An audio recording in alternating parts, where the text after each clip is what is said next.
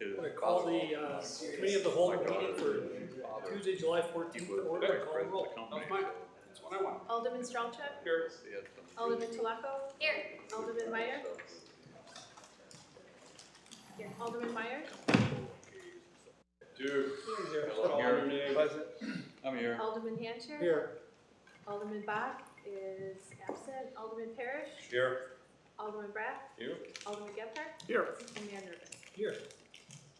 First up, approval of the meeting minutes from June 4th and June 9th. Second. Motion is second. Any comments, corrections, questions? I may have had one. Okay. 1 second, I'm so sorry. Uh-oh. Is this for the finance workshop, the minutes? Before minutes, yes. Before. Well, yeah, either of those. Wasn't ready. Yes. So under in the minutes, under alternative revenue sources, item A, lodging tax, there was a comment saying following discussion, there was a consensus amongst the committee to move forward on implementing a 6% lodging tax as recommended, and staff was directed to prepare the necessary documents, et cetera, which I agree with the second part. I would just say that there wasn't, my recollection was that we did not have consensus to move forward with that. It was more that we wanted kind of the final analysis and paperwork and, I don't know, the instruments to implement it so that we could then make a final decision, but that was not. And if we did make the decision and that's the rest of your consensus, I would say I would have been a no for that, and that just put me on the record for that in these minutes. But if everyone agrees that we didn't agree to move forward with that tax, then I think these minutes need to be corrected. Thank you. I recall that we did approve to move forward, but that request naturally has some paperwork and some process to come back to be approved at a later date. So I think we may be saying the same thing. Or perhaps it's the wording. You know, it says there was consensus to move forward on implementing. So it just, and the next step we're is just to not prepare there. the documents so we can vote on it and approve it at a later date. And I would just say that that's exactly what we decided to do with the vehicle registration fee. The wording was what I'm actually looking for, which is following the discussion, which included concerns about public perceptions related to the potential implementation of the vehicle registration fee. It was agreed that staff would do some additional work to more clearly define how any such potential revenue derived from such a fee would be utilized from a budgeting and or capital improvement standpoint. So I just don't see why we're not taking that exact same approach under lodging tax, and I don't know if my memory is wrong or if the minutes are wrong. Alderman Strelchuk. Committee of the whole just recommends to the council so you have a chance to vote on it or whatever. I think that there was a consensus that we wanted to move forward with seeing it. I think it's saying it, but maybe not as clearly as you'd want to see it written. So if you have a text edit that keeps the flavor similar but not getting too prescriptive, make the motion. I can second that for you. Because I think we're saying the same thing. I don't want to rewrite what actually happened. If that was the case, just reflect in these minutes that that wasn't my position and I'm a no, so. But If it literally says to move forward. So like anyone from the public could read this and say, we decided to move forward on the lodging tax. So Mayor, if Yes. I may, as the guilty party who was responsible for approving and making sure these minutes accurately reflected what was otherwise discussed over a 6.5-hour period, I might suggest changing the word implementing to considering. Great. Thank you. And if the committee's okay with that, we can move to, or a member of the committee can make a motion to amend the minutes as suggested. So moved, thank you. second, as promised.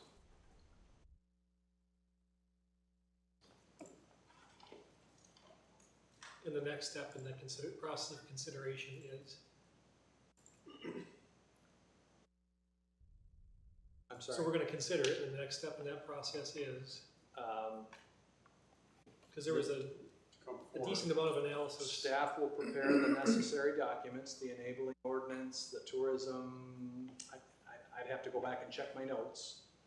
But there's some requirements related to the establishment of a tourism board, but Kim has a list of the things that she needs to do in order for this to be formally considered by the council, and we would bring that back in connection with the budget. Does that come right to us, or does that go to like F&P or public welfare first? Is a recommendation okay from the committee of the whole? It could go to appropriations. It could really, it could go any number of Actually, avenues. the timing this year would work out that appropriations could be the recommending body. Yeah, fine with that. Because we'll all be together anyway. So we'll change the word implementing to considering. Yeah, let's move on. But I don't want to complicate this, but my recollection is that there was support to go ahead and continue to move this forward. That's my recollection. And there was more hesitation on the meal tax. Yes. They didn't have the same level of concern. But The- there's nothing wrong with But saying the change concern. is what, now it's saying the same thing though. And it's saying the exact same thing. So in your mind, did we not decide to move forward? We decided in the lodging tax, but not the vehicle registration fee? That Because in my mind- because in my mind, we that had is the my same approach. recollection. That there was stronger support for the hotel tax than there was for the vehicle I do tax. recall that, And I just don't want that language to be on the same plane, because I don't believe that's the context of the discussions. We could just vote on the change, and then, like, I'm okay with it. It's not my opinion. Well, we're gonna, naturally, both those items, if we were to get to the point of consideration, to the point of implementation, we always get the vote on it at the end. We haven't committed to anything. Alderman Meyer. So do we want to take that to Alderman Strauch's point? Do we want to take this up a little earlier in one of the committees, so in case there is some issues, not have it at the approval at the appropriations? So we can approve that ahead of time? Or disapprove? That's up to the council. If that's the direction you'd like to go, staff will. Instead of waiting to appropriation? You can take a swing at the pinata during F&P, Yeah. if the timing works out. More than welcome to join, it's a lot We of fun. don't know how the calendar's Can't gonna do your work out, budget. but if we want someone to take or a committee of the whole, or choosing. We can pretty much make anything work. So what would you like to see? It come before we get to appropriations? Well, I'm just thinking in case there are some issues with that we have, before it just ends up being an Yeah, appropriation. I think before, You know? because it's a funding source and it'll swing one way or the other on budget.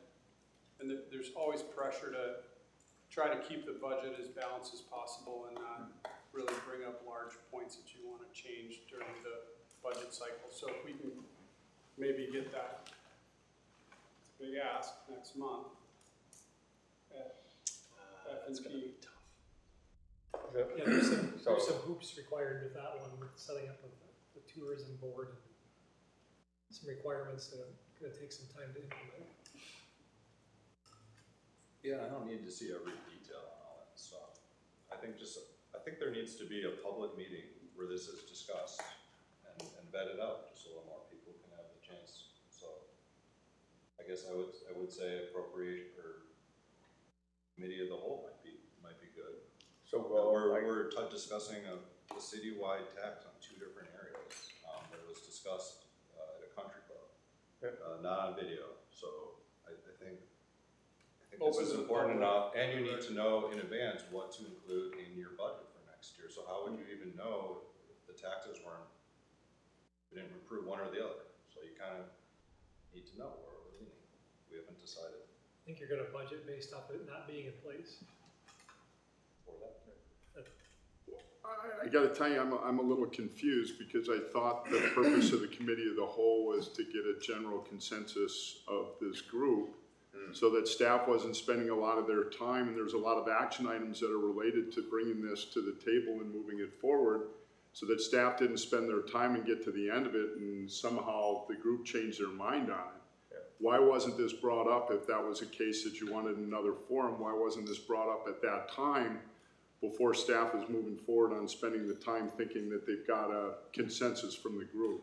I would just say, because I'm not perfect and I don't remember and think about every single thing on the spot. And now that I've had time to think about it more, wouldn't you feel comfortable if 2 different taxes were publicly discussed and properly noticed and people had a chance to weigh in? Or Well, that meeting was properly noticed, it was open to the public, okay. it So, was okay. also recorded, So why not don't on we, camera, so there's nothing so I'm at the illegal point about where I'm that. ready to withdraw my motion, just have my opinion reflected, unless anyone else wants to speak up, because I don't want to create any more distraction or delays for this meeting. So I made my position clear. If you guys are ready to go implement 2 different taxes and you feel like you've decided, No, I think we're very close on one and we're a lot farther away on the other. So what if we did committee of the whole on August 12th, like final info? I don't want to know. Okay. So Even a straw poll or as close as you've got. Well, We had what, the last meeting, yeah. it's not even on the agenda, so let's. it is, 'cause it's in Refrain. the minutes. No, We we're just talking have to- about the minutes, we're not talking about Yeah. voting on Yeah, something so- for approval again. So rather than picking the date on the calendar, it would be helpful from staff's perspective to know whether the council would like to consider this in connection with the budget or before you consider the budget. That's really the direction I need. I will make it work from a calendaring perspective.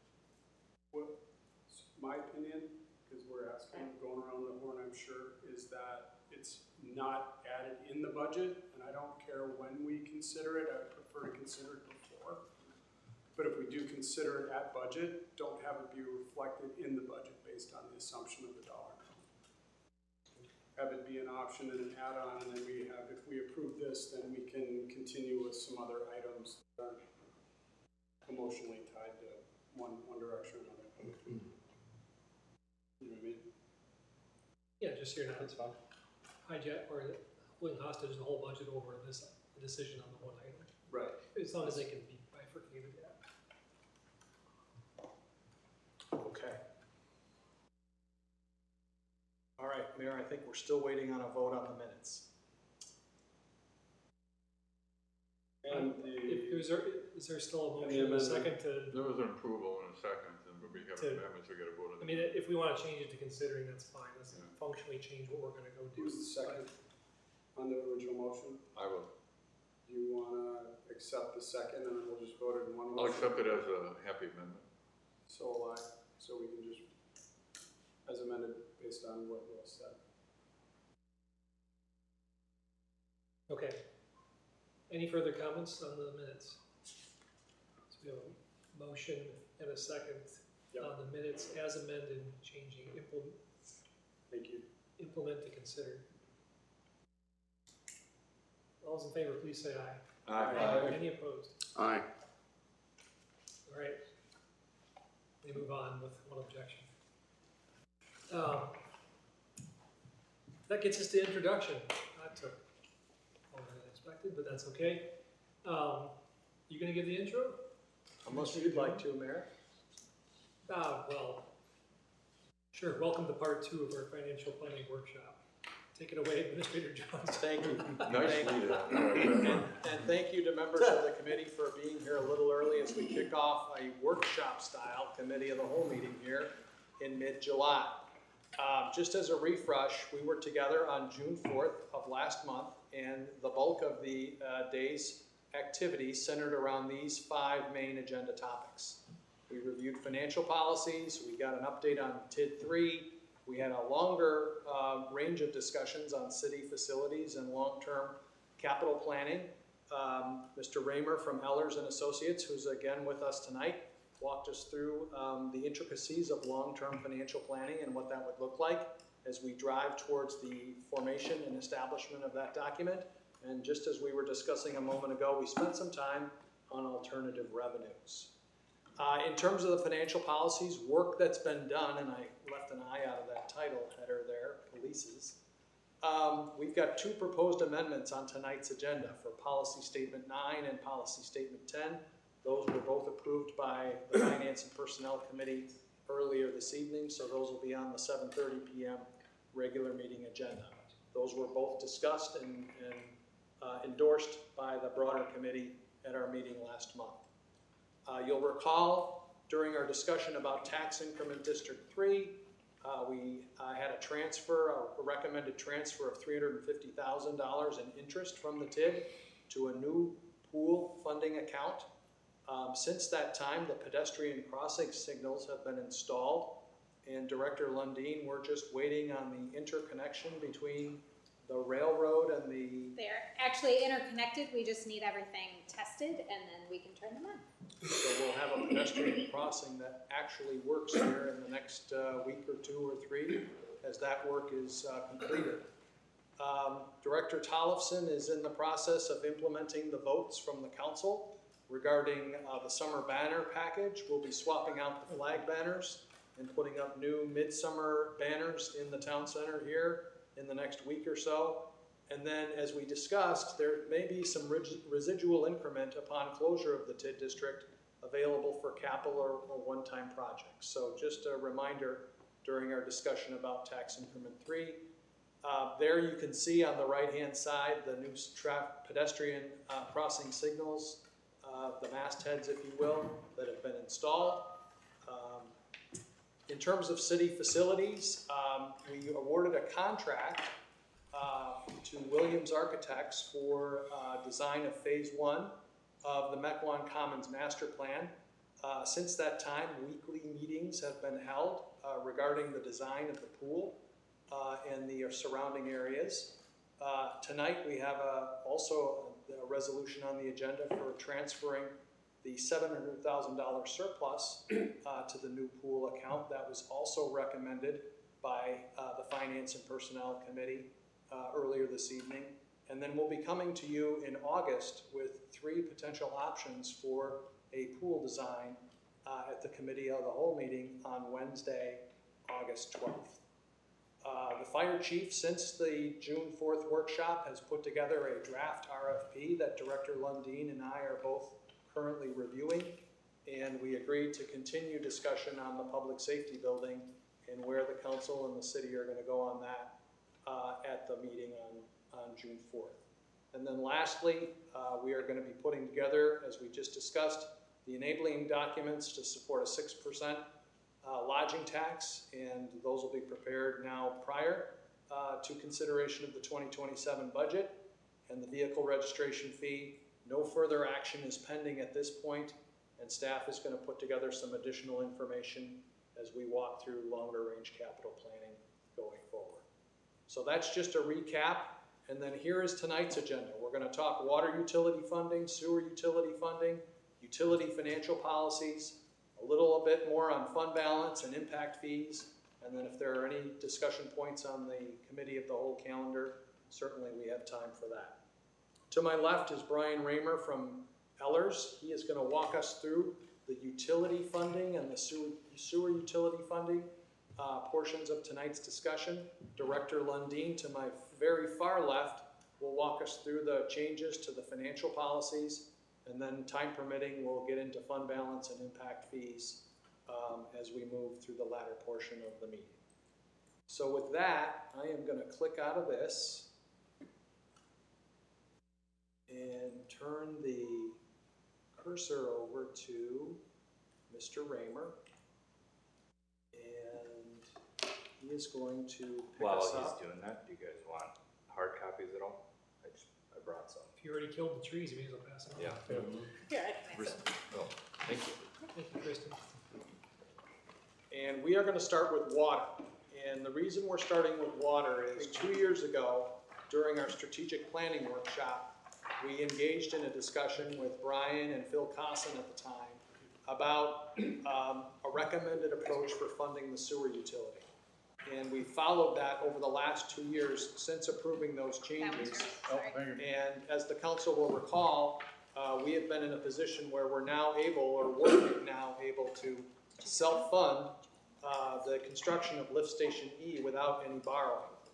And previous projections had indicated that we would need to borrow money for that project.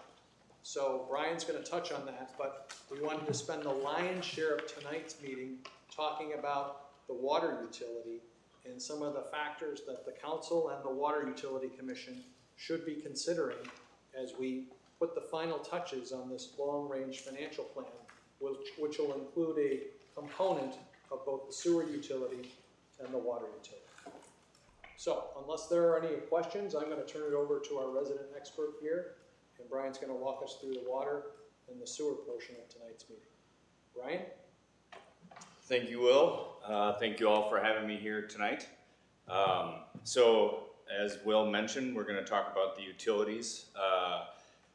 If you don't recall from 2 years ago, generally, right, our task when we're evaluating utilities is fiscal sustainability. What do we mean by that? We want each utility to stand on its own 2 feet. Not every water payer is a sewer payer, right? Generally, that's the thought. The other thing is maybe not every taxpayer is a sewer payer. Not every taxpayer is a water payer. These are isolated enterprise funds in your audited financials for a reason, right? They're an enterprise fund, each of their own, to say, we produce our own revenues for the service that we provide. In providing that service, right, that's 365 days a year, 24/7, safe drinking water and disposal of that water if it's the sewer utility. And 2 of the main financial metrics that we rely on is debt coverage and reserves. And the ability to provide that service as frequently as you need to, and the importance of it, yields itself to be a business that operates that's very capital intensive, meaning it costs a lot of money to put those assets in the ground or in the air, as well as it costs a lot of money, or I should say, maybe a little more volatility in the maintenance accounts than you may experience in some of your governmental funds, right? We live in a lovely climate that produces hot days like today, but also very cold days where you can have main breaks, pump breaks, and other things breaking. So with that, the volatility in maintenance expenses, debt coverage becomes very important. So what is that? That's, you want net revenue available for every dollar of debt service. Essentially, $1.60 for every dollar of debt service is what's the goal. If you read through the methodologies of Moody's and S&P in terms of speaking to the creditworthiness of utilities, this is their highest weighted criteria when they're evaluating the financial health of utilities. So net revenues, just think of that as cash revenues against cash expenditures, so we're not including depreciation. But cash revenues against cash expenditures, whatever's left over, that's called net revenues available for debt, and then you're taking the ratio of that to debt, and you want that to be 1.6. Obviously, with a minimum of 1. If you're below that, right, you're relying on reserves to pay your debt, which is not a good place to be. Reserves, the second highest weighted criteria, and sometimes on equal playing field with the rating agencies' methodologies. We generally want that to be, I'll kind of go through all of the different ranges when I get to this further on, but 6 months of operating expenditures plus 100% of next year's debt payment. So there's some nuance to that, which I'll kind of explore more in depth as we go on. Our process in evaluating this, we'll look at historical rate and financial performance. A lot of, though, tonight in terms of the water side is going to be some Public Service Commission education. The PSC operates as its own different animal. If you didn't know, we are rated as kind of the most risky in terms of the ability to raise revenues in the United States because of how stringent our Public Service Commission is, allowing utilities to adjust rates. Not only that, they take an incredible amount of time to adjust rates. It can take up to 9 months, sometimes a year and a half, to get through what's called a rate case, which is essentially getting a rate adjustment. So again, very important to know how the PSC operates. We'll go through some future projections to identify where the utilities are going, any rate impacts, therefore forthcoming. And then as well as we have some of that homework that Will mentioned in our agenda tonight from last workshop meeting, revisiting the general fund reserve policy and impact fees. Jumping into the water utility and right into some riveting PSC talk, you do have technically 3 opportunities to adjust rates. The first one is called a simplified rate case. You can only do once a year and only if you're eligible. There are multiple eligibility criteria. The first and most important, you have so many customers in your system that the PSC has classified you as an AV utility. I would not pat yourselves on the back about that because that provides you one less opportunity compared to other utilities in using the simplified rate case. Class AV utilities can only complete simplified rate cases within 5 years of their last conventional rate case. So that means that valve is shut off, pun intended, once you've eclipsed 5 years of implementation of your last full rate case. If you're curious on that, we'll get that down below. December 27th of 2013 was your last full rate case. So yes, we have eclipsed 5 years. You are no longer allowed to do a simplified rate case until you've completed your next conventional. There are other criteria that you have to meet in order to do a simplified. Essentially, that's you have to be at a rate of return that if you did the simplified, it wouldn't take you over their benchmark rate of return. I'll explain what that benchmark rate of return nonsense is in a second. But just note, there's other eligibility criteria within that 5-year window. It's not just automatic that we can do 4 of these after we implement. And so that should just be kind of the note with that 4th bullet point in the simplified rate case. The last SRC is just kind of publicly unknown as the, to me, as the outside observer, because the PSC website records only started in 2009, so likely it was sometime before that, and again, really not important. The conventional rate case, you are eligible whenever, meaning you can do this at any point in time. Generally, communities only would do it once a year if they do accomplish this task. The PSC, though, will want their math. I'll go into great detail about that on the next slide.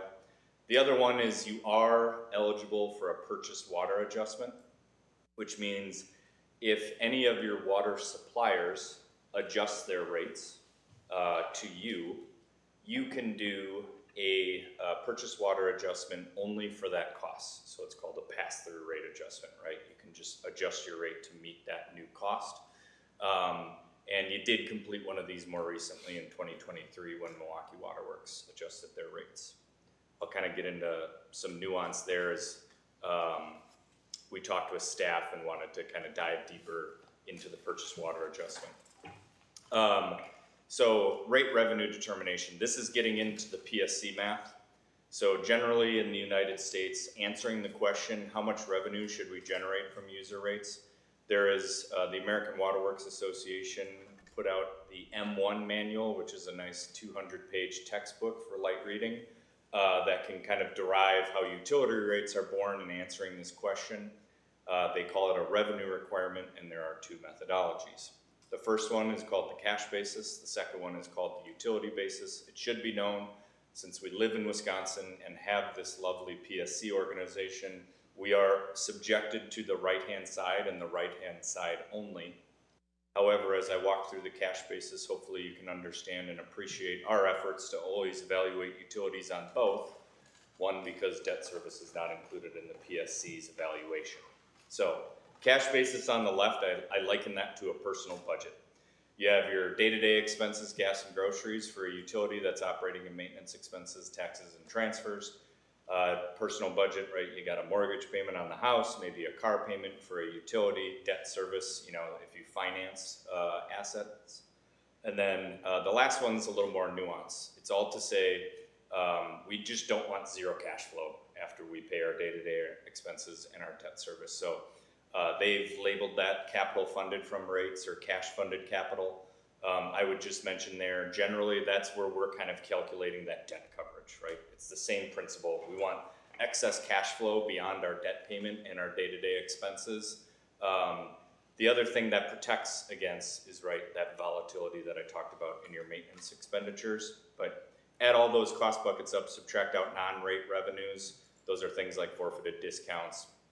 If you have like water tower, cell tower rents, you know, things like that, any non-rate revenue from the utility, you'd subtract those out and that builds your revenue requirement. PSC, same day-to-day expenses, then they want you to recover depreciation. But what we haven't factored in yet is depreciation is original install cost, right, divided by its service life. So to replace that asset, we're not factoring in inflation yet.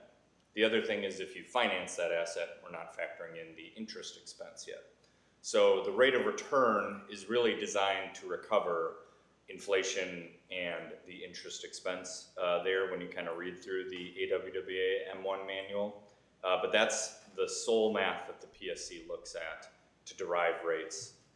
And then obviously add all those cost buckets up, subtract out the non-rate revenues.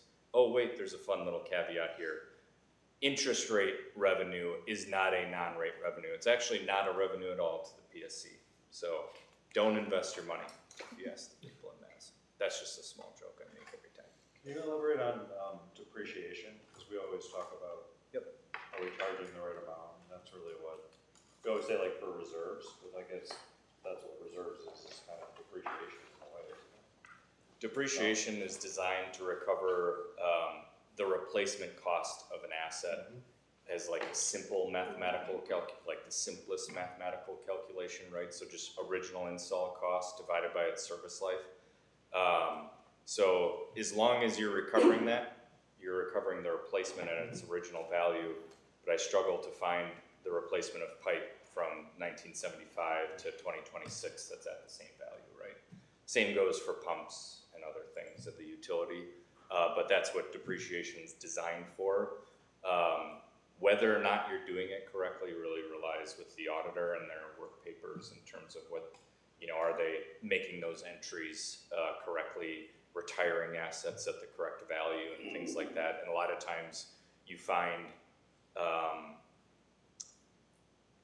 maybe not arguments to be made, but at least questions to be asked because has record keeping been that great, you know, since the assets were originally installed and things like that? Like the pipe can last 30, 50 years sometimes, even greater. And so it's kind of the question of when it was originally installed, do we have like, you know, like the right exact, we replaced 100 feet here, do we have that exact install cost still on record? Maybe not. So whether or not you're accounting for it absolutely to the penny, may not be a huge factor. It's just kind of the general premise. You want to be recovering depreciation plus more because the inflation factor. Interesting. Yep. So, evaluating the water utility historically on both methodologies, the left-hand side of the chalkboard is now on top, the right-hand side of the chalkboard is now on the bottom. These are the City of Mequon's water utility numbers applied to those two methodologies. So, a couple of things to note there. Again, while the PSC is not as concerned with this top half, I still am, as your fiduciary. Are we recovering, you know, our debt payments and, you know, just kind of general cash funded capital? The caveat that I'll note here is when we look at historical cash funded capital, there may be times that you're choosing to spend cash or reserves on a project, and therefore, right, it's highly escalated in that year, if that makes sense, right? You chose not to finance it. You made an educated decision to use cash on it, but therefore your cash funded capital amount goes very high. So don't take some of these large negative red numbers with negative connotation, if that makes sense. And I'll kind of point that out here. 2021, 1.6 million. In cash funded capital, meaning you paid 1.6 million out of cash. If you were to look at like the 2021 statement of cash flows in your audit, acquisition of capital assets is the line that's essentially formulating this number. So you just chose to spend more cash. Some of that could have been, you know, proceeds that just kind of hung out until the next year as well. So again, try not to get hung up on the big negative numbers, because if I kind of take, you know, the average cash funded capital here, generally we are above our revenue requirement and in a pretty healthy manner, right? There's just a couple of years, right, where we have bigger capital spends out of reserves, and you do have a good reserve history. I'll speak to that in a second as well. In terms of the PSC math, more important, because right, we're subject to it. We talked about day-to-day expenses. I'll note that right now you do not have a pilot payment in the water utility, but just note that's where the cost bucket would be if it existed. But that's a day-to-day expense. Depreciation, and then this rate of return. So this is where I kind of want a little bit of this education to come from. The PSC benchmarks all utilities. Doesn't matter if you're Mequon, Milwaukee, Melvina, Manawa, Manitowoc, all the M's I can think of off the top of my head that I've been to personally. You're all subject to the same rate of return. Not all utilities are created equal, but you're all subject to the same rate of return. They benchmark the rate of return to be AAA 30-year yield plus 2%, or at least that's what they say. I find that interesting because in 2021, I was issuing non-rated debt at 1%. So technically the rate of return should have been 3%. But anyway, I digress. The PSC does set a floor and they make up rules as they go. Hopefully you're noticing some of that. A little bit of spite on my end. I do about 20 rate cases a year and have a lot of fun battling them. But anyway, 4.9% was their benchmark. And then out of the COVID valley of interest rates for municipal issuers, the benchmark rate of return rose. This is more in line with where it's been typically. You know, historically, we generally see this between 5.5% and 7%. And we're kind of back to that norm, if you will. So what affects this cost bucket though? The cost bucket is down here. Your net investment rate base.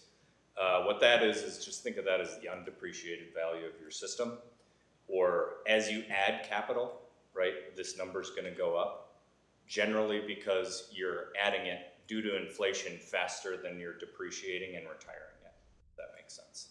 So you can kind of see that trend here, although I'll say, right, generally flat, but now we do have some bigger projects, you know, that were in the 26 budget that if fully completed by year end, right, you would have now a higher rate base and therefore, you know, the benchmark rate of return really not moving that much, a higher cost bucket in this. But again, I want you to understand that as you do more projects, this math is compounding, right? You're generally not retiring it as an equal amount to what you're adding, again, due to inflation. So that's very important. The other thing that I'll mention is you have a big subtractor that is removed. Some good investment earnings, 23 through 25. I still don't know how you had negative interest income, but that's not for tonight's discussion. But that's removed, you know, from the PSC's math, which is also a significant factor when you think about the city of Mequon's water utility, right? You would technically be $300,000 more rate adequate in the PSC's math. So just kind of note that, but the good news is you're currently 180,000 above rate adequacy. You know, with your 2025 PSC annual report, you would see you're above their benchmark rate of return. At that time, off the top of my head, I don't remember what that was, but you were well above it, being 600,000 rate adequate. So to speak to some of those decisions to use cash to finance capital, both in 21 and 25, which were the two, or excuse me, leading up, 25 leading up to 26, where you had those larger cash funded capital items. You were above the benchmark that we would recommend, and that's generally 6 months of operating and maintenance expenses and next year's debt. I'm gonna talk about that relative to the rating agencies on its own slide on how we kind of came up with that target, but I'll just kind of mention here, you know, the utility is producing cash, and that should make sense when you see your rate adequate, you know, by $500,000 on average through the, you know, 5-year history there. And then if this mythical beast called rate of return didn't exist, like, are we recovering our depreciation? Well, that answer is obviously yes, because we're recovering the rate of return on top of depreciation. But this is kind of an indicator that if we see utilities aren't even recovering depreciation, it's kind of like, even if the PSC set the rate of return at 0, you know, you're not recovering their cost buckets, and that could be like the Germantown 86% rate adjustment, right, that they saw a couple of years ago. So that's kind of the point, is these are some things you want to pay attention to and forecast. So we'll kind of get into the forecast there. We have your capital plan from the CIP for 26 through 30. I just want you all to know that, you know, talking with staff, our model's set up for 10 years, so I said, why not just throw in some additional cash funded capital? So that's what CFC means. I'm not creating my own fighting club or anything like that. That's just cash funded capital, 31 through 35. So what you're looking at there is the ability for the utility, based off of its reserve target, to be able to cash fund all of that. I will say, in discussing with staff too, I think this connection loop is kind of maybe, or, you know, might be over a couple years. Correct me if I'm wrong, but, you know, right now that was in the capital plan, but it may kind of divvy out over time as well, in terms of expectations going into the future. But that said, even if you did it all this year, or there wasn't another revenue source that's going to pay for it, the utility could afford it. So that should be good news. So, any questions to this? Otherwise, this is going to be the most important slide. Okay. This is the most important slide. How does my PSC project, you know, how does the city's PSC projected math look? So what we're doing here is kind of freezing the rate of return, the PSC's benchmark rate of return, knowing that this is generally the norm, adding that capital plan in, right, projecting out retirements. Generally, we kind of do that at like 30% of value to 35% of value, so understand there's some assumptions baked in here. But generally, assets for utilities are added faster than they're depreciated and retired, so the PSC math grows. So slowly, we will not be rate adequate for the PSC math. And then, right, it's kind of we can't do the simplified rate adjustments, which I did not mention earlier. Those are generally 3%. So the PSC says the simplified rate adjustment, no matter what utility you are, if you're eligible, is an allowed 3% revenue adjustment. You can see here there's some years that rate jumps just about 3%, so it'd be nice if you could do simplifieds to kind of be on even keel or level that PSC math. My point would be to all utilities is to continually monitor this and try to do something before we get into a rate shock scenario, right? Knowing that you only have so many levers you can pull, you choose when, you don't choose the magnitude. That's the biggest takeaway that I want anybody to understand from the water utility is you choose when, you don't choose the magnitude. You can choose the magnitude by choosing when. And so therefore, if you kind of wanted to set a rate policy that we'd rather not do a rate case that would yield something greater than a 10%, you would say we're looking at our next rate case to be for 2030 at a 7% rate adjustment. So then, once you implement that, you could do a simplified rate case within the 5-year window after that point. The other thing I'll mention, anytime you're allowed to do the purchase water adjustment, do it, right? It's a pass-through rate. It's easy to blame the other people, of course. You know, it just kind of makes sense. We have this cost going up due to their rate case. We now want to pass that rate adjustment on in order to keep up with our costs. Otherwise, right, once you do a CRC and not do simplifieds, or if you choose to not do, you know, purchase water, it's compounding on itself, right? And again, that compounding will go even higher on this because I'm not projecting out Milwaukee's rate cases. What does it look like if you were to do some of this? And right now what I actually did was a 29 rate case for 4.6%. You'll see it being implemented in 2030, because I did mention before, this can take 6 to 8 months to implement. It's a lovely process. You would go for somebody using 12,000 gallons per quarter. This only affects the water bill. This does not affect the sewer bill. From your fixed costs currently of $61.47 and your volume cost of $5.29 per 1,000 gallons. So if this is somebody using 12,000 gallons per quarter, which is a little bit higher than your general average residential bill, but probably a good metric for a family of 4. It's about a $5 change or almost $6 change to that quarterly bill. So I would feel that's rather reasonable, right, than some others that we, have seen across the state. Generally, the average PSC rate adjustment right now is 45%. A lot of people get behind this math quicker than they imagine. So again, this is the most important slide. You probably want to keep forecasting this.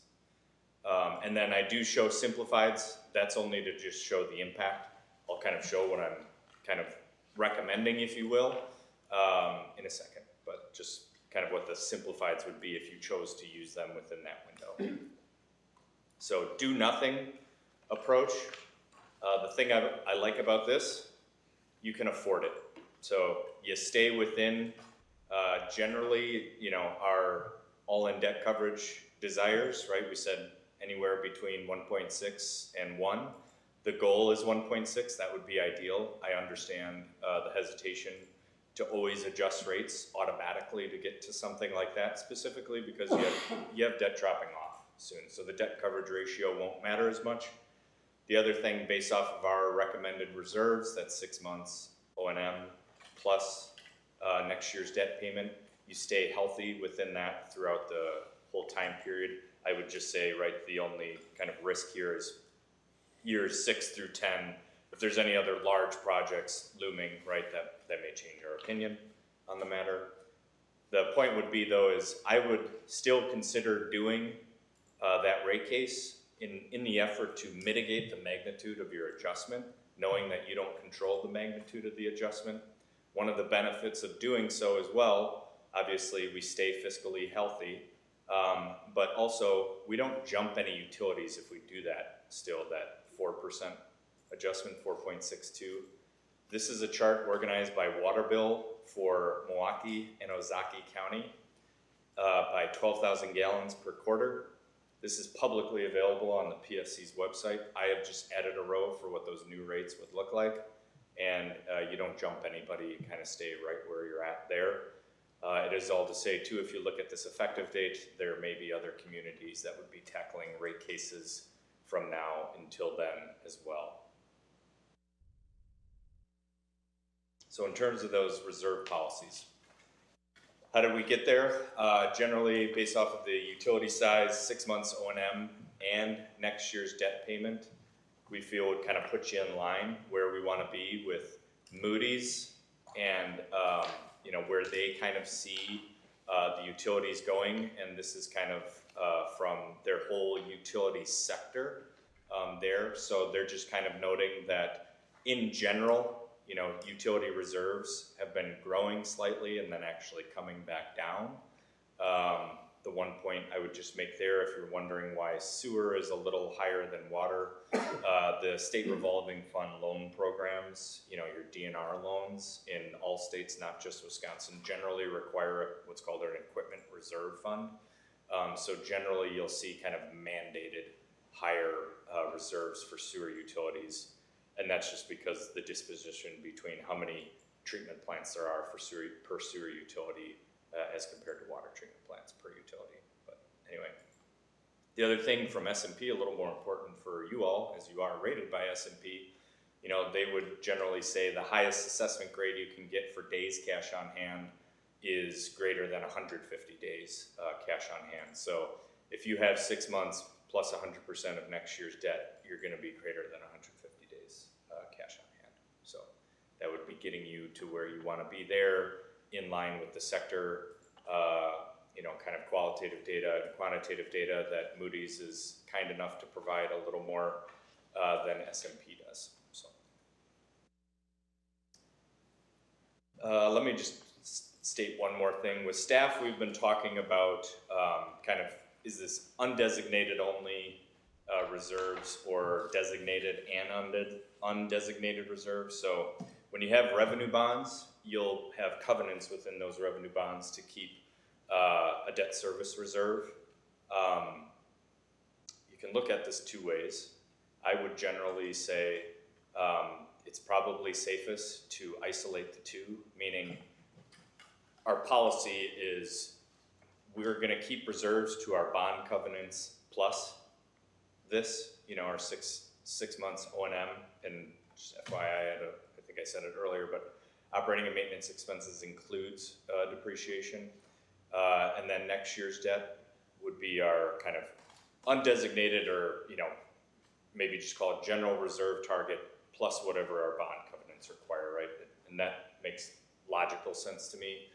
Some communities will say our reserve requirement is so minimal, right? This kind of covers it as well. So two schools of thought. I would just say generally, if you say, hey, we're going to cover our bond covenants no matter what, and then this will actually be our reserve policy, I think you're checking all the boxes that you should be there. So just some thoughts. In terms of water considerations, your policies for the water utility talk about, not doing an adjustment that would put you above the PSC math. The PSC math won't allow you to do that anyway, so while that's logical to conclude, I would say you could kind of update that if you wanted to. I do have communities that will make a rate policy to say we're going to continually evaluate this, and our goal would be to not do a rate case that yields something higher than X. That doesn't have to be in written policy. It can be more of like a utility goal as well. But just so you know, I've had some communities after showing them this, like West Dallas and others, that have set 15%. They just don't want the PSC math to get so far behind that it's greater than 15%. So that's kind of their unwritten goal in that example. So I just kind of point that out. If you want to augment your rate policy, I kind of simplified it to just say don't get behind the PSC math and set a target. You can have a discussion on that. The purchase water adjustments, a question set forth from your staff to us, given our experience with the Public Service Commission, was can we do it when North Shore Water Commission, if I have that correctly said, yeah, when they adjust their rates? It was a little kind of hard to discern initially how it's written in your tariff, because it says after a conventional rate case. Well, they're not regulated by the PSC, so they will never have a conventional rate case. So it's kind of like you really can't do one. When I spoke to PSC, they said that's just kind of implied nomenclature to say you can do one after any of them adjust the rates, whether it's a conventional rate case or not, which I found also hilarious because they won't let you do one if Milwaukee Water does a simplified rate case. So again, we see the scales of justice constantly changing over there. But anyway, I would just say the question from staff posed to us is, could we do one if North Shore adjusts their rates? My answer after my investigation with my colleagues at the PSC is yes. And again, my recommendation to do as such would be yes. Anytime a water supplier adjusts the rates, it makes sense to do that pass-through rate adjustment. It's generally not a very large adjustment, and the work to complete it is not very large as well. It's a rather simple spreadsheet in my mind in terms of calculating that and submitting it to the PSC. Another question posed to us is kind of, could we have a pilot? It is allowable. You're allowed to treat the utility kind of like a taxpayer up to the mathematical result of your current mill rate times the assessed value of your plant and service well, there is no fair market value of your plant and service, so it's just really think about it as your plant and service, and then it's only plant and service in the municipal boundaries. So they call it your assessed value, but just think of that as your utility plant and service within municipal boundaries. It would both increase the expenses of the water utility, but also increase the revenue of the general fund. So again, this is like treating the water utility like a taxpayer, and you would essentially say, hey, we have a new pilot expense, but the general fund is the one that collects it. And then just note the max amount is regulated by the PSC of what that pilot could be. The yes, no, or the amount below that is not regulated by the PSC. What do I mean by that? At any meeting, you could adopt a resolution for whatever value below the maximum amount down to zero, and the PSC has to accept it. So this is one of the items that is fully in control of the city and not the Public Service Commission. So.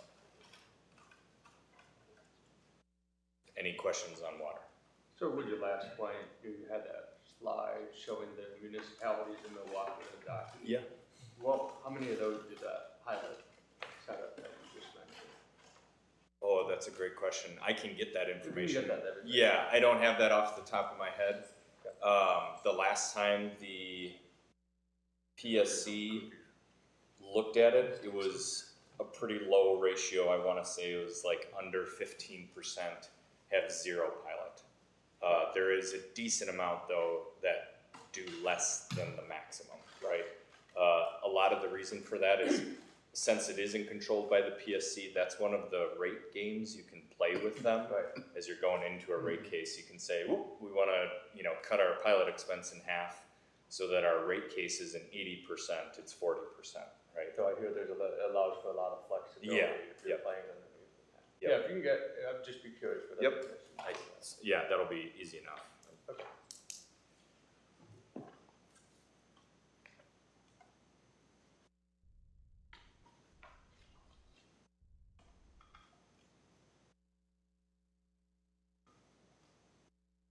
Any other questions on the water? Well, once, twice. Going right down the drain into the sewer. There we go. I like it. Let's take a whack at the piñata, as he said earlier. So sewer, we're gonna do this a little quicker because we've already talked about it 2 years ago. And the other thing is we don't have the PSC to deal with, so we are looking at this solely on the cash basis. I would just say, as Will mentioned in the preamble here, is we did make the decision to cash fund the East Lift Station there, so your cash funded capital looks quite high. It makes it look rate inadequate there.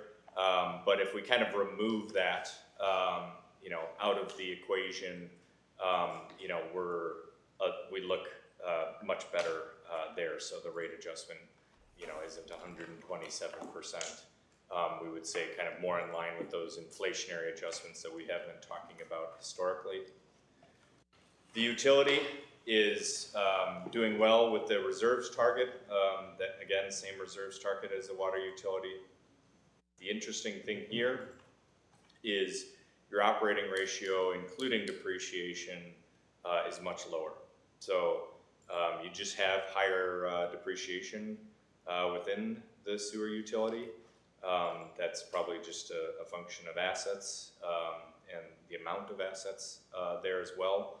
The thing that I would point out though is still producing cash is a healthy place to be there. So, and again, we don't have our friends at the PSC to deal with in terms of rate making. In terms of the capital plan there, the list is a lot longer than water. So that I didn't have slide room to show, but I would just say in terms of the line items necessary. But continuing on with the discussion from what we presented 2 years ago, this can be all cash funded out of two buckets. You have your equipment replacement fund designated projects, and then your other reserve account designated projects that I've just kind of generalized as cash there as well. And again, the lift station is kind of the big one out there for 26. So, in terms of the sewer rate projection to kind of keep us on task with the plans that we've laid out like 2 years ago, I would generally recommend doing something every other year at minimum. You're certainly welcome to do something every year as well. You kind of have full latitude without the Public Service Commission here.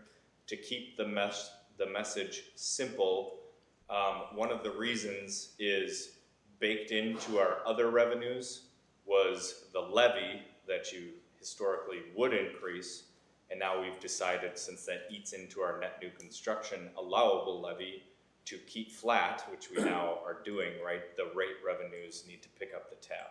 So that said, to kind of keep in line with you know, the healthy position that we're in, we do feel with the operating expenses, which we've assumed 3% annual inflation, it would make sense to kind of adjust those rates biannually. The only other consideration there in terms of, you know, do we do it biannually or annually, is just kind of thinking about maybe some other fees adjustments that you're doing. Again, the main message is just note rates have to pick up the bill a little bit more with the levy remaining flat. So we just recommend, you know, kind of continuous evaluation of this. You do have kind of a rate policy that'll set this afoot anyway, to kind of continually take this on as you're developing your budgets year over year. Okay. What does the 3% kind of look like? Again, this is 12,000 gallons per quarter.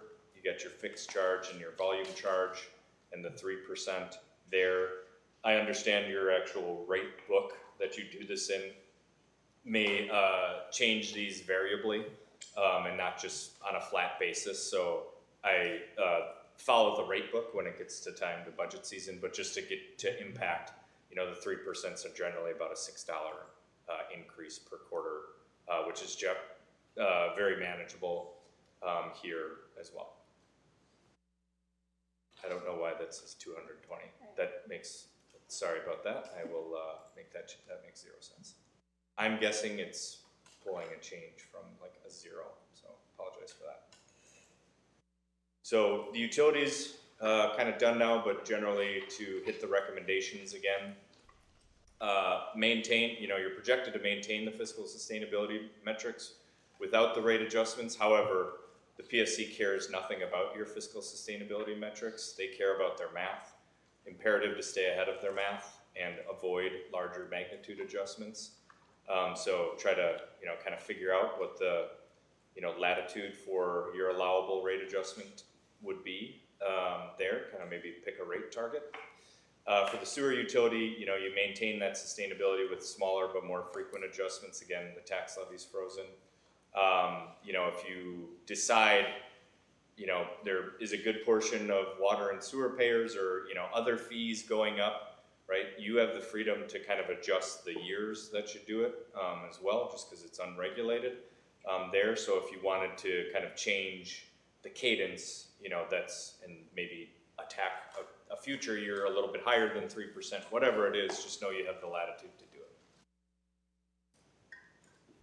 Anything on the utilities?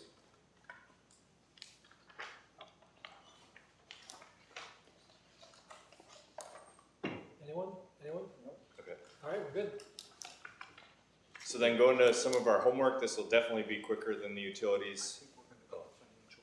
Oh, sure, sorry, I forgot the agenda. I Yep, think I you have guys, a slight interruption. go for it. Based on Brian's presentation and some of the discussions with staff, we've included draft policy language that we wanted you to be able to review and react to based on some of Ayler's recommendations that, given any feedback tonight, would be before you formally in August for adoption, should you so decide that that is appropriate. So as noted, both the water and sewer utility already have reserve policies. However, they are not calculated based on the Ayler's recommendation. So we are proposing language that would conform to what the recommendation is, which is that basis for the 6 months of expenditures plus next year's debt payment. I have already made some notes on the water, which I think is the first one. Nope, sorry, sewer is the first one that we are discussing. So in August, we will also include the values of what the current and projected reserve amounts would be, so you understand what the impact of the policy amendments would otherwise be. And somewhat late breaking is I may have been incorrect that sewer may fall short. So I will also include some language in terms of how we would pursue that reserve requirement, because it would either eliminate all cap funding until we met that reserve requirement, which I hope you would not otherwise support, or some other logistics. So we'll look through that language, but I wanted to at least understand if you were generally accepting of Ayler's recommendations to change how just in this conversation, the sewer reserve policy is calculated, being that basis of the 6 months of operating expenditures and next year's debt payment.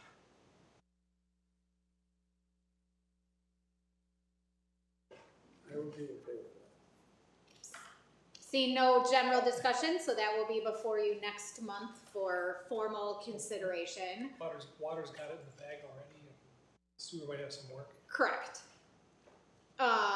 Yes, and the only thing I noted based here, I think both for staff's sake, for future water utility commission sakes, and maybe just for resolution ourselves, I think we'll add some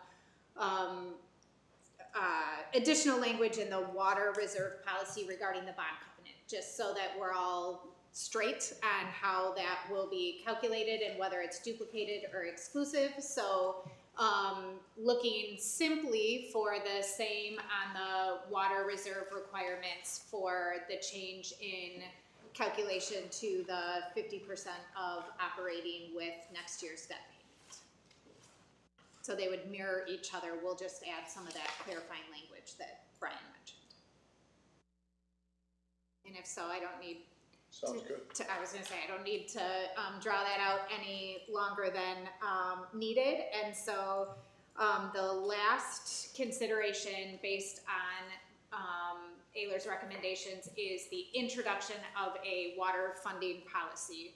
As noted, the sewer utility created one several years ago that is the basis under which we budget. The good news for staff is this policy mostly just memorializes what we're already doing. It's just a more formalized approach to examine some of those triggers or other things that we're projected to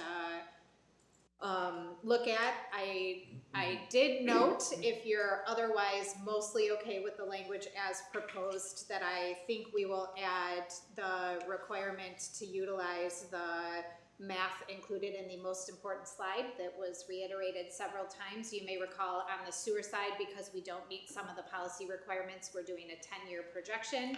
Somewhat similar on the water side. We should certainly be looking at that projection so that we're not only looking at the singular fiscal year basis, that we are looking further out so that we can both check that PSC math and anticipate when we may be eligible for a rate case.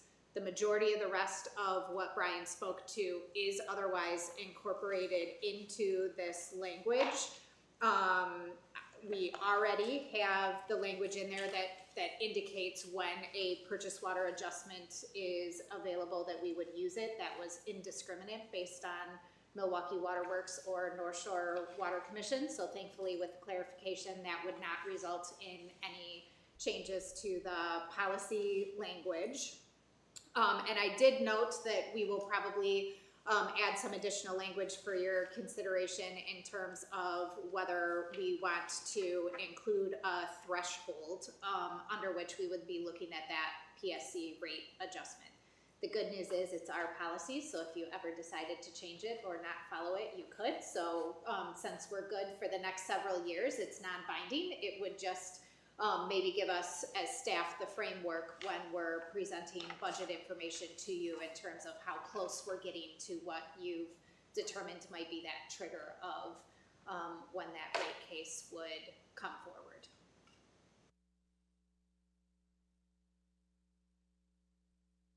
otherwise, with those modifications noted, the final version would again be before you next month for consideration. Alderman Gephardt. I'll just, so Kristen, just so I understand it, in terms of any pass-throughs, we've already got that in our policy that those pass-throughs will be passed on? Yes, we perhaps at staff level, we haven't been implementing the purchase water adjustments for North Shore because of them not being regulated by the PSC, and therefore our assumption that they were not eligible. Now that we understand that we were, happy to bring those forward. North Shore Water Commission is actually a much smaller portion of the purchase water that we otherwise use, so it is not intended to have a large mathematical impact on the budget, but we would, pending the adoption of this policy, when they next raise rates, then come through with that purchase water adjustment, just like we already do for Milwaukee Waterworks. Okay. And may I add? Yes. You can only do it within 90 days Yes. of when they adopt it. So you couldn't retroactively say, Sure. oh, now we know we could have, can we do it for the last 2 times that they did it? Unfortunately, you can't do that. The PSC does have a 90-day rule from rate implementation that would exist for North Shore Water, just like it does for Milwaukee Water.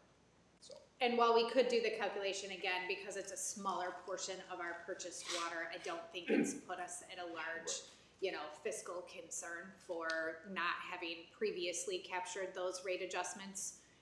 Assuming that it's adopted, we would just ensure that we always do so moving forward. But of course, you ultimately have the authority to say no. So while the policy says we would always do it, it takes the action by the Water Utility Commission to formally approve that. So you could always be considering those on a case-by-case basis. And then just a general comment to finish up. I like the thinking in theory about not shocking the system with a large increase, and therefore, looking at potentially making some minor adjustments along the way.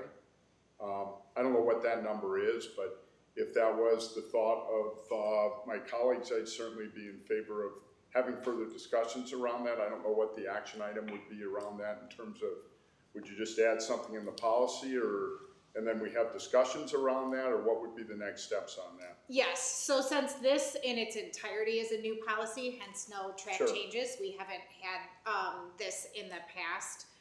It would be my intent between Ehlers and the finance department to discuss what our comfort level would be in recommending that threshold and then including that language in the version that you'll see in August for your discussion and reaction. But unless at this point anyone indicates opposition, I would just default to including that. Again, it's a policy, not a PSC regulation, so you can always decide in the future that the trigger should be something different than that. I just think it gives everyone, staff and for our budget reporting, that kind of, it's not really a goal, but that threshold Keeps under it on our which, radar. yes, Yeah. we would be considering.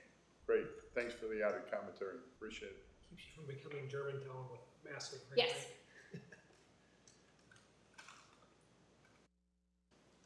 Otherwise, you'll see these in August for final discussion and consideration.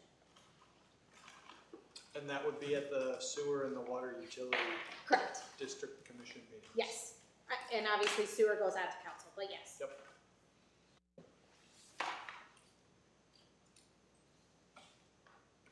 Okay. We on to fund balance discussion. Yep.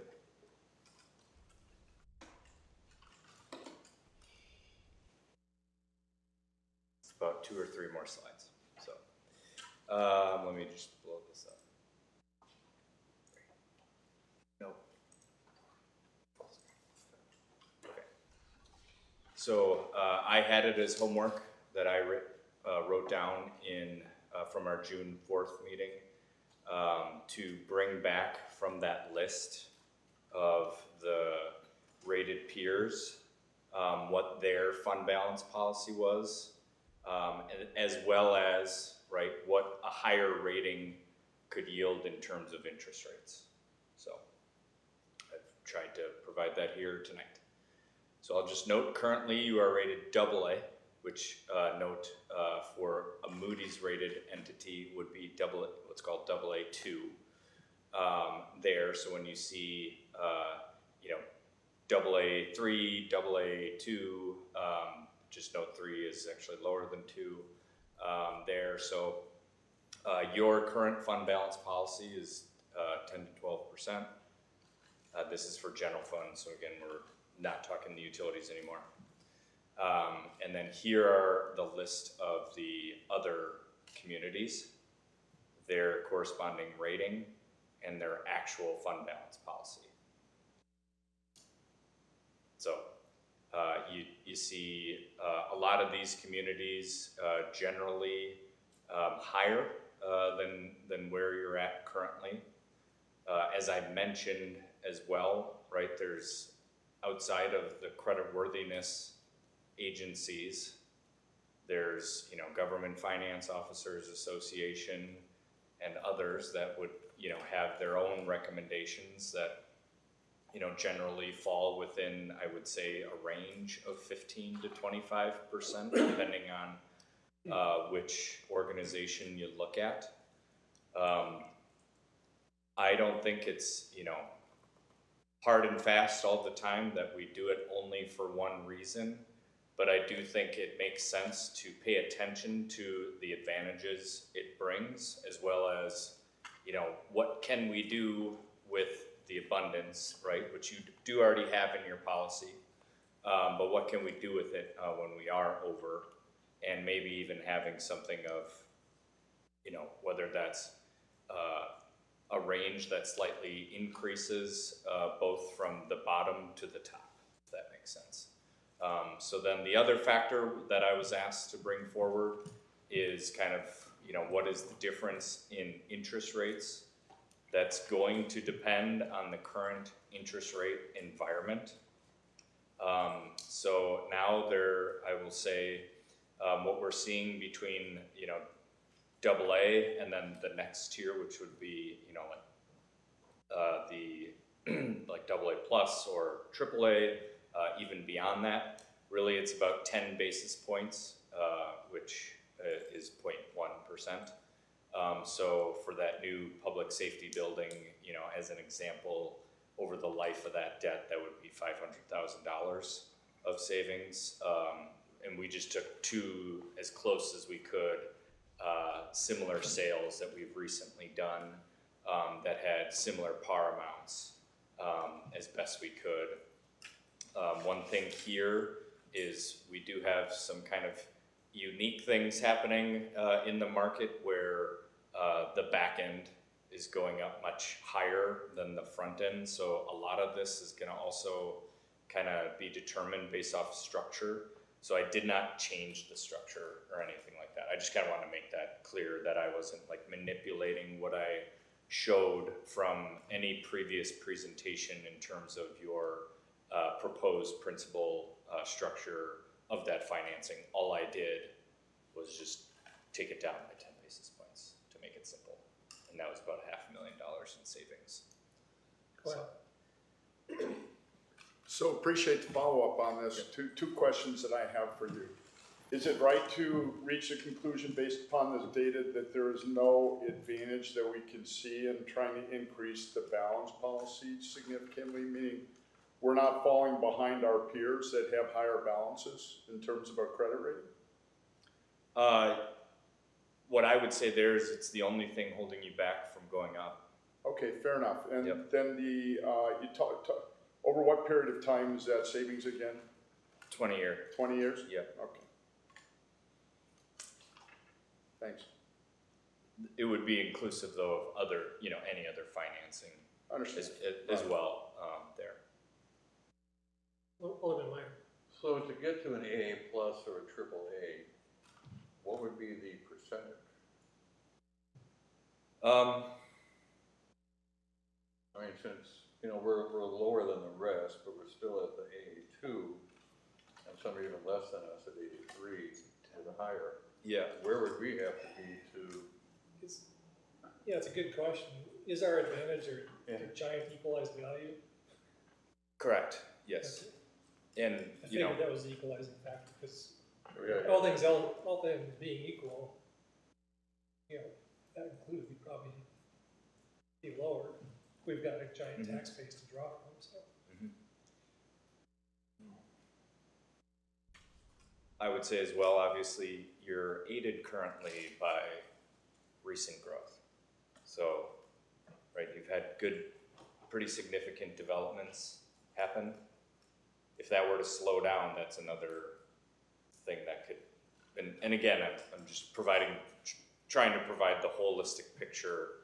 And we're you know, not paying there. out on debt either. Yeah, and just kind of, again, kind of urge reading through that rating report, which just kind of suggested, you know, fund balance is something that you're just lower on, but you do a great job hitting the policy, right? But all communities that have the policy should be hitting their policy, regardless of the number that they're holding it to. If you're not, right, that's more of a managerial problem there, so.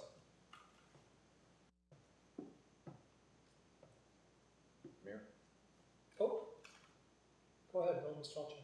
So, Couldn't see you behind that's all Andrew's right. head. Yeah, you were looking ahead too. I was in your peripheral vision.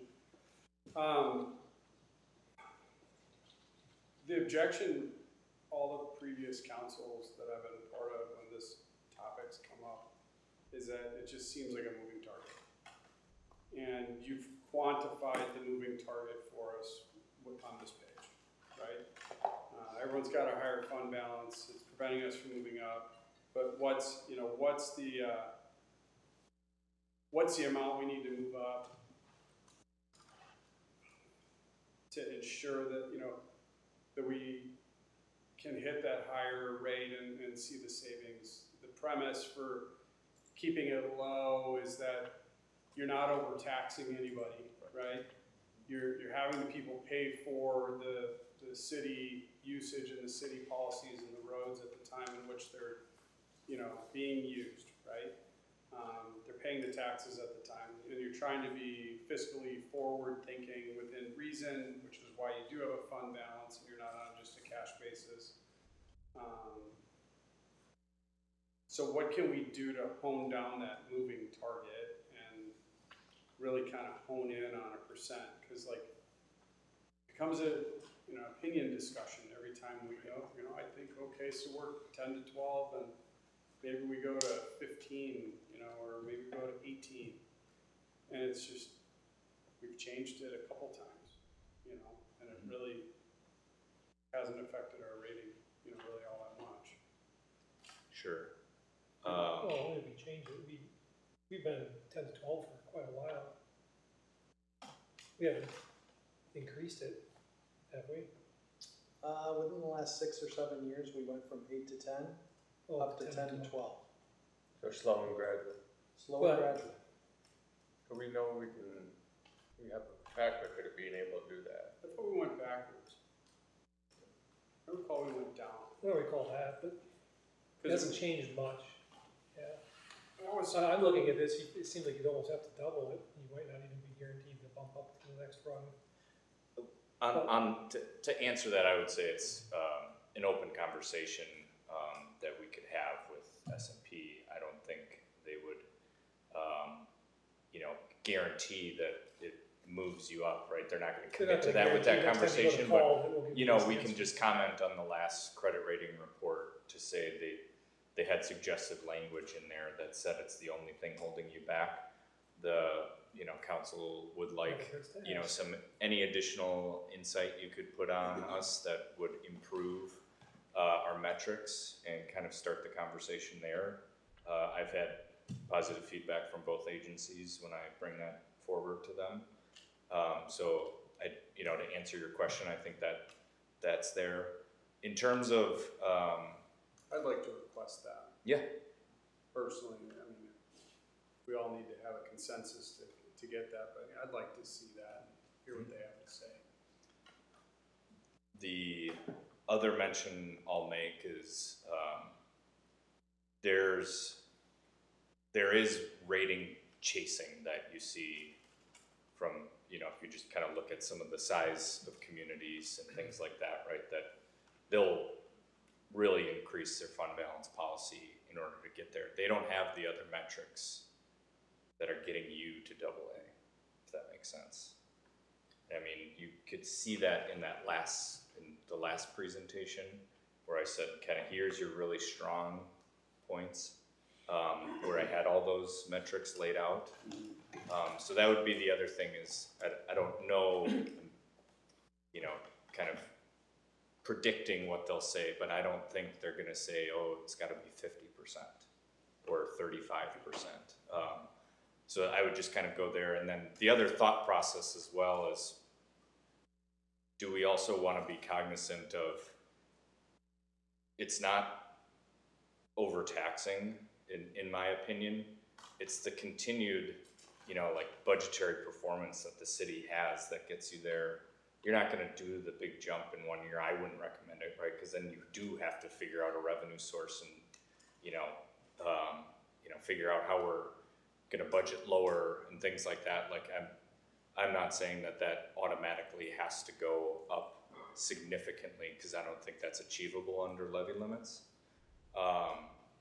It would be something that you're continuing your budgetary performance. Off the top of my head, I think it was in the range of 700,000, correct? That you were over, right? And that's what helps you build to the next policy, if you decide to move it up. So I would say, question for are you you? on that exactly? So we're gonna vote tonight to move that into a pool fund out of the general fund.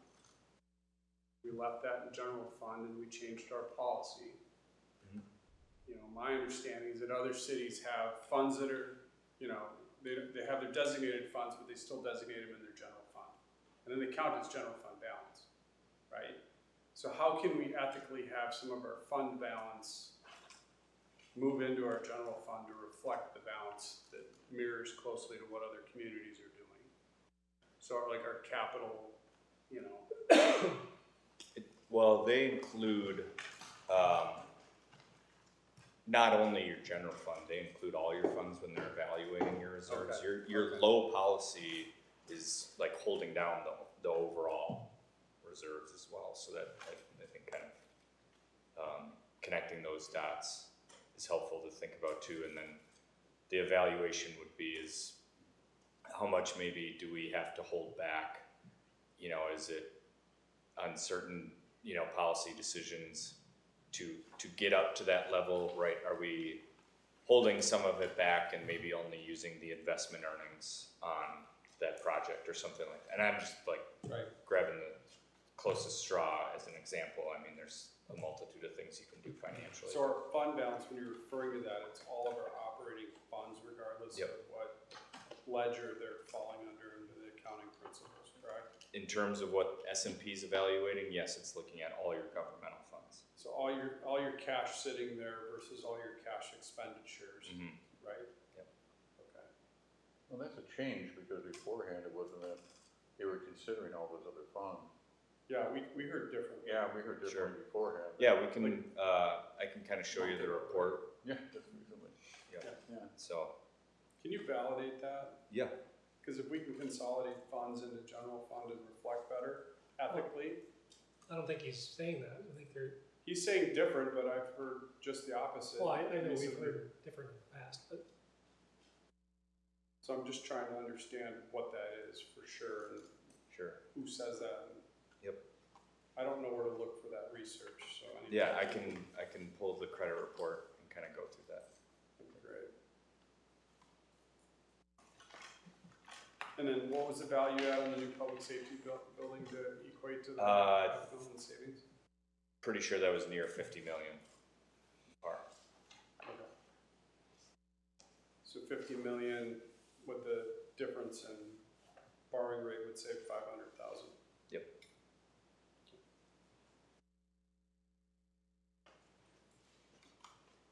May I just continue on this? yeah, go ahead, Okay, yeah. because it would answer my question. Those words. Good topics, Rob and Brian. You've done a nice job on this PowerPoint, because we've been asking this question for years, and I think this gets us really close to an answer, and we appreciate the analysis. Really, your comment about rate chasing is, that's pretty much all the question is in my mind, is it, given that we are, well, two things. First of all, there's also the road borrowing program, and possibly some other projects that have yet to be discussed that we'll be requesting borrowing on in a few years. So let's say we would play the rate chasing game, and the borrow, if I'm not mistaken, is in 2 to 3 years. And so to try to get that rating increase by then, the fund balance would need to go up. It's based on like a 20 million operating budget, right? So for each 1%, we need another $2 million cash, I would think, in reserves. Under that math, yep. So to get 10% up, we'd have to somehow get up to like $20 million. No, am I 6? What am I? We would need a 10% increase, No, 'cause almost in cash That's about, reserves. the 10 to 12 is about 2 million-ish. Yeah. 2 total? Yeah, No. Well, that's it. So am I miscalculating? Because it's kind of the core basis of my question here. Because what would be the impact if we were to try to just, because 2 million is actually interesting to me, because maybe we just shift our policy temporarily till we get the borrow in 2 years, and we can go back, kind of backtrack after that. And I remember you saying, don't do that all the time, but again, this is a just bear with me, this is a generational project, you know, and we're gonna be we're gonna be saying to the taxpayers, we're spending 50 million plus at that time. So anyways, if we had to somehow increase the reserves by 20 million or what have you, it's a non-starter. If we only had to increase it by 2 million in a couple of years, and we could get that savings and then kind of slide backwards after it, I do find that interesting, actually. So I guess maybe more information would be nice. If rate chasing is even feasible, but I assume it's not.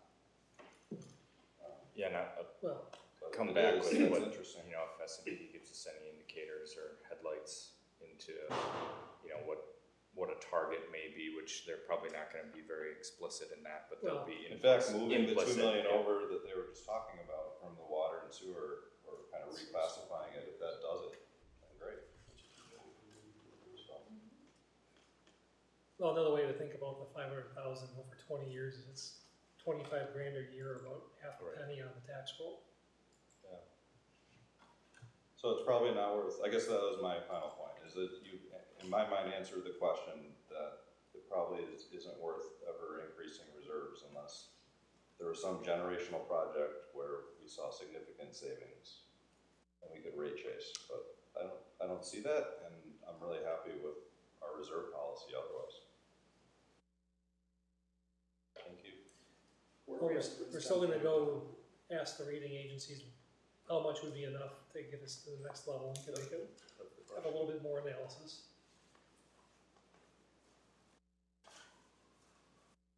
And then some more clarification of the rating report in general, just so I understand it.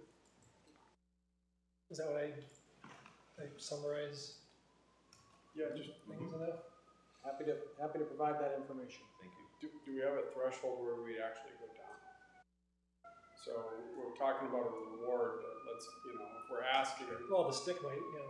yeah, if there's any that'd be risk, useful to know about. because like, we're under the assumption that if we go to borrow now, we'll be fine and we'll get the same rating, right? Yep. And we'll be able to borrow at the same rating.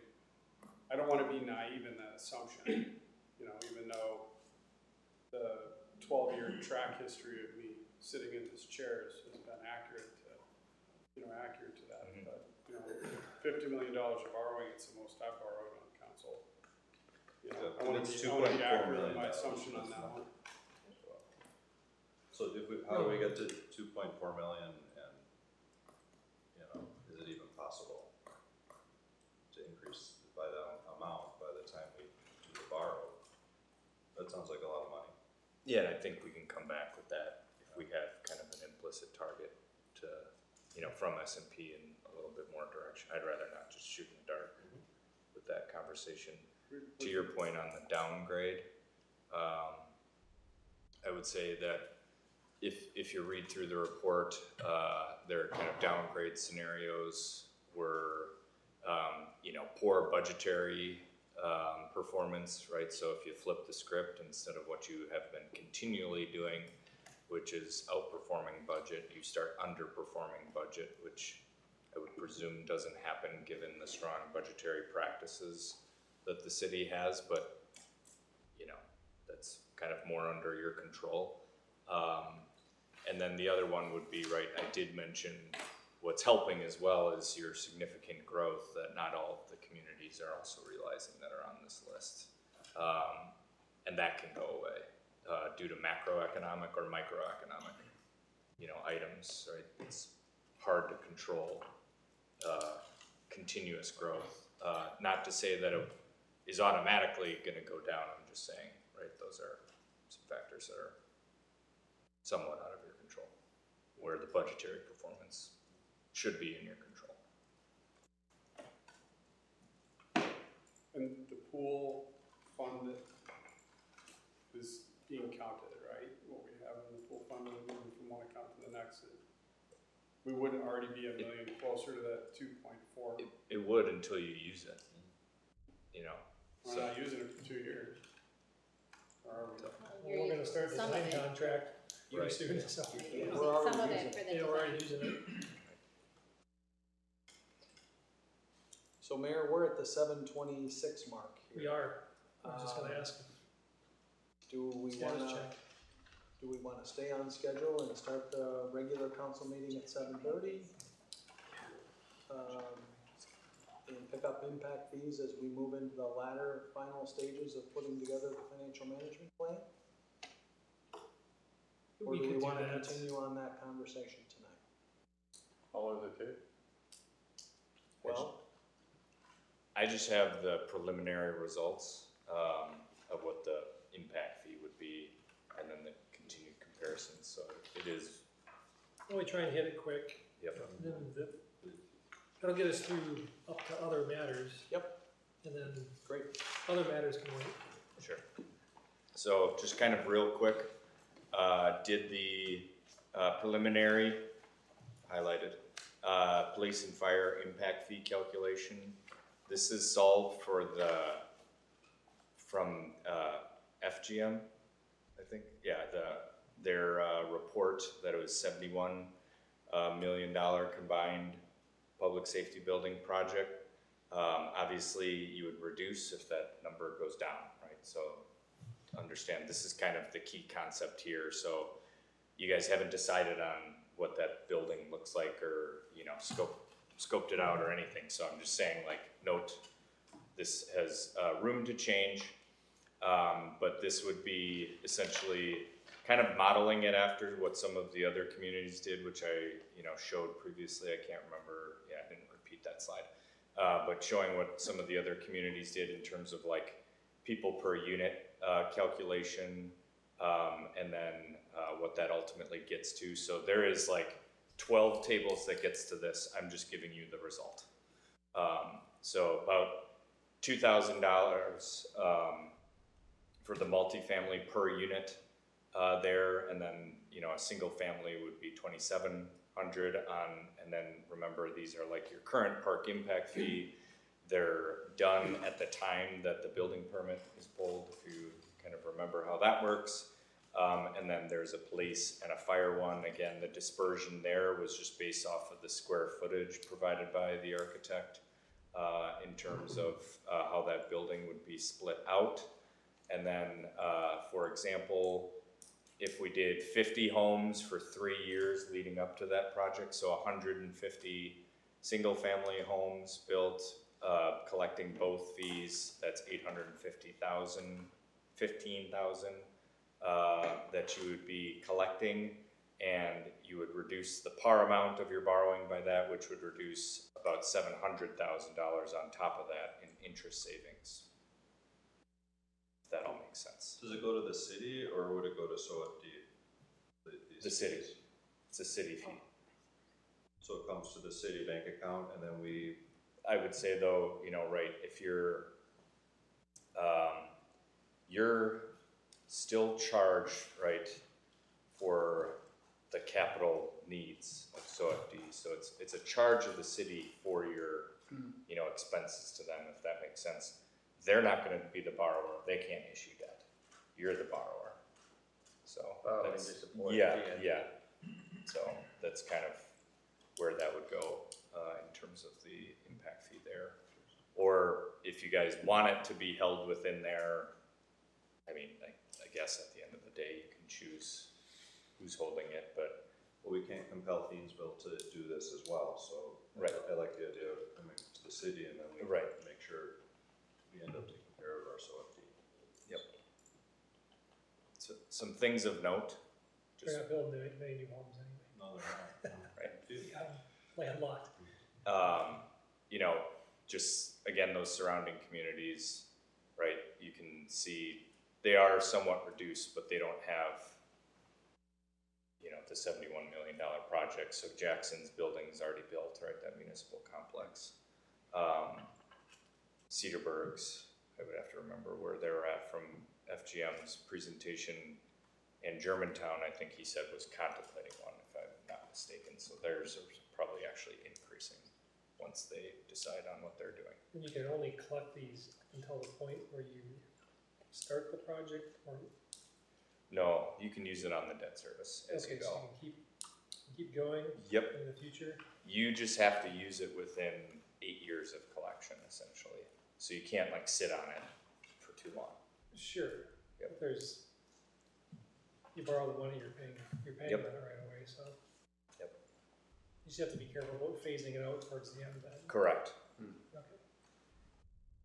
So it could be more than 150 homes over the 20-year life. Yeah, I was just kind of getting to Yeah. the borrowing amount. Yeah, sorry, but you're 100% correct. Just wanted to make sure I understood the slide. Yep. I would just say, Go ahead. sorry, I would just say compared to the other alternative revenue taxes we discussed, I'm just so in favor of this. I think it's fair to help us support our SOFD, so I think I'm highly in favor of this, impact fee and moving it forward, however that can happen. I wish I could apply to commercial development as well, but it cannot, correct? No, it can. I just didn't show that. I was just trying to make this as simple and quick as possible. So That's it's another significant dollar amount that Yep. probably almost double, I would think.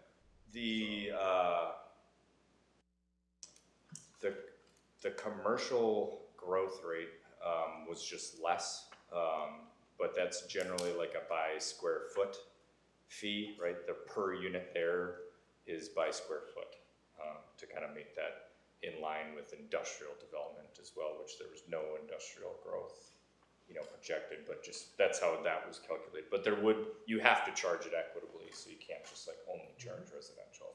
So apologize, I could have probably thrown that underneath here as well, but there would be a commercial charge. Just as an example, Germantown's is like, I think it's like 63 cents per 1,000 square feet Yeah. of building area for fire, and police I think is like 25 or 30 cents per 1,000 square foot, so it would be probably similar. Yep. Type of an arrangement. Dollars per some square footage.